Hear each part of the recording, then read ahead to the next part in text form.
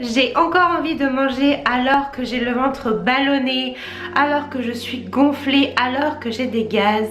Comment est-ce que ça se fait? Cette question, c'est une question qu'on me pose extrêmement souvent.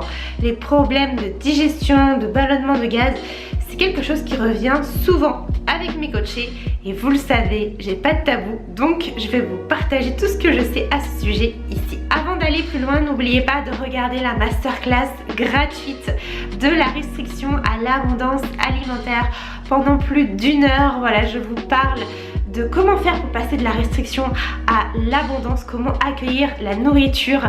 Vous avez des exercices, profitez-en, c'est offert, c'est un très beau cadeau et vous trouverez ça dans le premier lien en barre de description. Souvent vous vous dites j'ai trop mangé, je fais du mal à mon corps en fait, mon corps il en peut plus, je vais exploser, je fais n'importe quoi, c'est parti en cacahuète. Et très souvent ce que vous allez chercher à faire, ça va être de vous dire ok, là en fait je sais que je suis dans une phase de faim extrême. Voilà, si vous suivez mes vidéos, si je vous accompagne en coaching, vous savez que ça fait partie de la guérison des troubles du comportement alimentaire, d'avoir cette faim qui est complètement démesurée. Et c'est normal encore une fois, et c'est une phase. Et souvent ce que vous allez chercher à faire, ça va être de vous dire ok, mais en fait, j'aimerais pouvoir contrôler cette phase de faim extrême. J'aimerais pouvoir quand même ne pas trop manger pour ne pas me sentir complètement remplie, avoir plein de problèmes de digestion, de ballonnement, de gaz. Parce que franchement, là, je fais du mal à mon corps. Ça me fait vraiment pas du bien. Et ce qu'il est très important de comprendre, c'est qu'on ne peut pas échapper à ça. C'est que vous allez forcément vivre dans la guérison, mais aussi dans votre vie. De toute façon, on ne peut pas y échapper, hein. Ça fait partie des lois de la vie, à de l'inconfort. Et en réalité, l'inconfort, et c'est quelque chose que je répète très souvent en coaching, c'est signe de croissance. Si vous faites une action qui vous rassure, où vous vous sentez bien, entre gros guillemets, hein, parce que les troubles alimentaires, en vrai, on ne se sent pas bien du tout, mais à force que ce soit répété, on se complaît dedans, ça nous rassure, ça nous apporte un sentiment de sécurité. Et bien si ce que vous faites ça vous rassure, et bien c'est que vous ne sortez pas de votre zone de confort. C'est qu'en réalité vous ne guérissez pas puisque vous continuez à faire les schémas destructeurs des troubles du comportement alimentaire. Donc en fait l'inconfort, ça veut dire quoi? Ça veut dire que vous faites différemment de d'habitude. Donc forcément faire différemment, le cerveau va pas aimer hein, parce que nous on est vraiment des êtres d'habitude et vous n'allez pas avoir envie d'ailleurs de faire quelque chose de différent que ce que vous avez l'habitude de faire. Pour autant du coup ça va créer du chaos, ça va créer de l'inconfort physique et mental. Et en réalité c'est de la croissance. Ça veut dire que vous faites différemment, ça veut dire que vous vous ouvrez à un nouveau champ des possibles.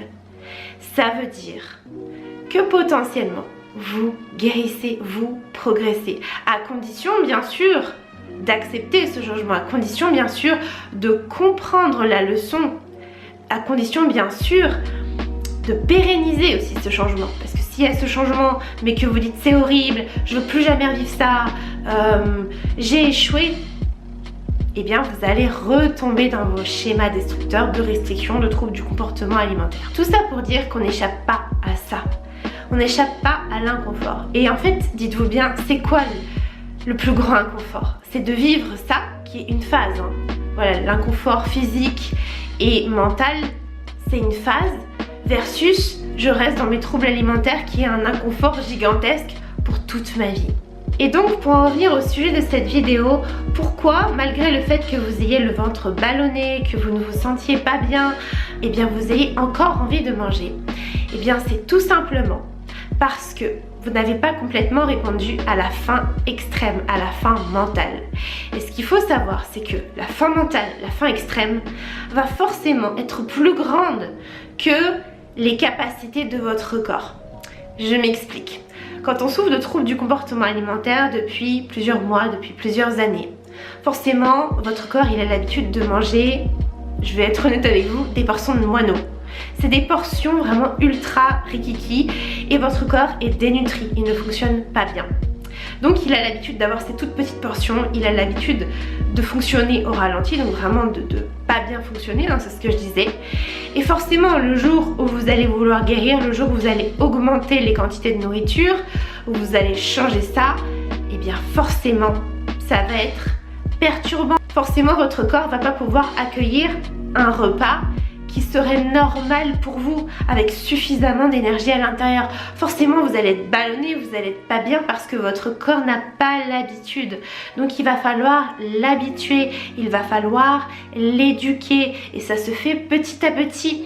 Et l'erreur que je vois très souvent en coaching, et bon voilà, j'aide mes coachés bien sûr à surpasser ça, c'est de se dire oh là là, ça fait 2-3 jours que j'ai mangé un petit peu plus, je suis ballonnée, c'est pas normal, mon corps devrait déjà avoir accepté la nourriture, donc du coup comme j'ai pas envie de subir cet inconfort et qu'en plus je me dis que je fais du mal à mon corps ou que je fais les choses mal, eh bien je retourne dans mes schémas destructeurs. Et puis en plus j'ai la peur de grossir, tout ça machin, donc c'est plus facile hein, de revenir dans la restriction. Parce que oui, revenir dans vos schémas destructeurs c'est plus facile hein, que de guérir. Guérir, ça demande du courage, ça demande de la persévérance, ça demande de la patience. Donc c'est ça qui est important à comprendre. C'est que ça va vous demander de la régularité, de la patience. Et que plus vous allez le faire, donc plus vous allez accepter en fait cet inconfort et de vous dire ok, moi je me souviens très bien, en fait j'avais effectivement le ventre gonflé, j'avais mal au ventre, je me sentais pas bien physiquement et mentalement. Ce que je faisais, voilà, je vais vous donner des petites stratégies que vous pouvez appliquer concrètement. Déjà, je me dis c'est ok, j'ai rien fait de mal, c'est normal, c'est une phase. Déjà, accueillir. Ensuite, ce que je faisais, c'est que j'allais marcher. Non pas pour brûler des calories, mais pour accepter de digérer, pour faciliter la digestion. Je me massais aussi le bas du ventre. Voilà, ça me faisait vraiment du bien. Je m'allongeais, tout simplement. Je faisais en sorte de faire des choses qui réduisaient un petit peu mon inconfort physique. Mais ce que j'évitais le plus de me dire, c'est oh, mais faut surtout pas que tu manges, t'as trop mangé, tu mangeras pas ce soir. Non. Dès que je me sentais un peu mieux en fait, je continuais d'honorer la faim mentale, la faim extrême. Donc je me sentais toujours remplie, hein, mais je sentais que j'avais un petit peu plus de place parce que 1 heure ou 2 s'était écoulée. Et je sentais que j'avais encore envie de manger en fait. Donc c'était la faim extrême, la faim mentale. Et donc, j'allais me resservir. Peu importe ce que c'était, peu importe l'heure, je m'en foutais. Je voulais juste guérir. Et pour ça, je savais que j'avais envie d'honorer ma faim mentale, ma faim extrême, d'aller au bout du process. Et donc parfois, oui, je mangeais toute la journée. Je me souviens, il y avait des week-ends où franchement, je passais tous mes week-ends à manger toutes les 2 heures, toutes les 3 heures. Et c'était ok. Et plus vous allez honorer la faim mentale, moins elle va être grande. Et plus aussi, ce sera facile de digérer les choses. Donc c'est important de se dire que voilà, plus vous allez vous autoriser à l'honorer, à manger davantage, à vous donner plus d'énergie, plus de plaisir, et moins vous aurez cette faim mentale en fait. Mais ça se fait uniquement si vous êtes régulier, hein. Si vous faites ça 1 fois par semaine et que le reste du temps vous vous restreignez, c'est mort. D'accord? C'est mort, je le répète, il faut vraiment que vous vous dites ok, là je m'engage, j'y vais. Et bien sûr que vous aurez peur, bien sûr que j'avais ultra peur. Mais je l'ai fait parce que pour moi c'était important de guérir. Parce que j'avais cultivé un pourquoi fort. Et ça c'est ce que j'apprends mes coachés à faire aussi. Et vraiment, voilà, ça demande du temps, de la patience, de la persévérance. Mais plus vous honorez cette faim mentale, et plus vos capacités physiques aussi vont augmenter, puisque forcément votre corps va être habitué à avoir davantage de nourriture. Il va être habitué à digérer des choses différentes. Parce que quand on a un trouble alimentaire, on mange toujours les mêmes choses. Donc là, vous allez habituer votre corps à manger des choses différentes, à avoir de plus grandes quantités. Et il va s'adapter en fait. L'erreur aussi, ce serait de ne pas faire confiance à son corps et de se dire « Oulala, il va jamais pouvoir gérer tout ça. » Ou alors « Oulala, tout ça, ça va se transformer en gras. » Et en fait, c'est ces peurs-là qui vont vous empêcher d'accueillir cette abondance. Aussi, on ne peut pas contrôler la faim extrême. On ne peut pas se dire « Bon, comment je peux faire pour avoir moins faim, tout ça ?» Non. D'ailleurs, souvent, les stratégies que je vois, ça va être, et je l'ai fait vraiment, ça va être de se dire ok, j'ai super faim, je vais commencer par manger les safe foods, donc les aliments qui vous rassurent, les aliments souvent pauvres en calories, light, qui ont beaucoup de volume alimentaire pour voilà, peu de calories, peu d'énergie. Donc typiquement les légumes, les choses comme ça. Le truc c'est que si vous faites ça, forcément vous allez remplir votre ventre, mais vous n'allez pas vous nourrir. N'oubliez pas, la nourriture c'est de l'énergie. Donc si vous honorez votre faim extrême en mangeant que des légumes ou que des trucs faibles en calories, bah bien sûr que vous allez vous sentir rempli et mal. Et vous aurez encore faim puisque vous n'aurez pas donné assez d'énergie à votre corps. Et lui il le sait hein. En fait, peut-être que vous vous dites ouais, je vais berner mon corps en lui donnant du volume alimentaire comme ça, il va croire que je suis remplie et du coup j'aurai moins faim. Truc auquel j'ai cru hein. Ça marche pas hein. Votre corps il est pas dupe hein. Même si vous remplissez votre ventre, si à l'intérieur il n'y a pas assez d'énergie, il le sait hein. Il le sait. Et donc là l'idée ça va être de se dire en fait de quoi j'ai vraiment envie et d'être honnête avec vous-même. Je sais que moi au départ je n'étais pas honnête. Je me disais ouais, je vais manger plein de légumes. Je me souviens, je voulais me rassurer. Je mangeais d'abord mes légumes pour être sûre d'avoir mes vitamines machin. Mes légumes ça me rassurait. Et après je mangeais du chocolat, de la brioche, enfin tout ce qui me faisait vraiment envie finalement. Et moi je vais vous inviter à faire l'inverse. Et le jour où j'ai commencé à faire l'inverse en fait, bah déjà j'avais plus de satisfaction parce que j'allais directement vers ce qui me faisait envie, vers ce qui me faisait plaisir. Et j'avais moins de ballonnement. Parce que sincèrement, moi je me gavais de légumes et forcément se gaver de légumes c'est plein d'eau, plein de fibres. Mais s'il n'y a que ça en fait, moi j'avais la diarrhée, j'étais tout le temps ballonnée, j'avais tout le temps des gaz, c'était horrible. Et en fait le jour où j'ai commencé à manger du pain, des céréales, des bananes, et ben en fait je me sentais moins mal physiquement parlant. Et en plus j'étais plus satisfaite de mon repas.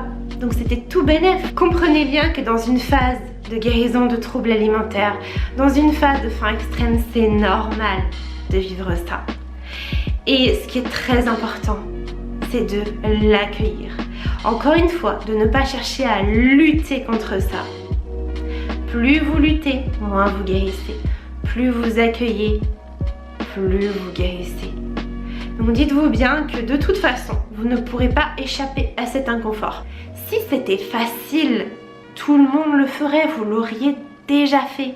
C'est justement parce que c'est inconfortable et que vous cherchez à fuir cet inconfort, que vous cherchez à fuir eh bien, le changement, que vous cherchez à fuir ce qui ne vous rassure pas. Et bien c'est ça en fait qui fait que précisément vous restez dans les troubles du comportement alimentaire, que vous ne vous en sortez pas. Donc là, au lieu de voir ça comme ah c'est horrible, c'est dur, dites-vous bien waouh, déjà je sais que c'est une phase et ensuite c'est une opportunité de me trouver, c'est une opportunité de guérir. Vous savez, c'est comme le sport.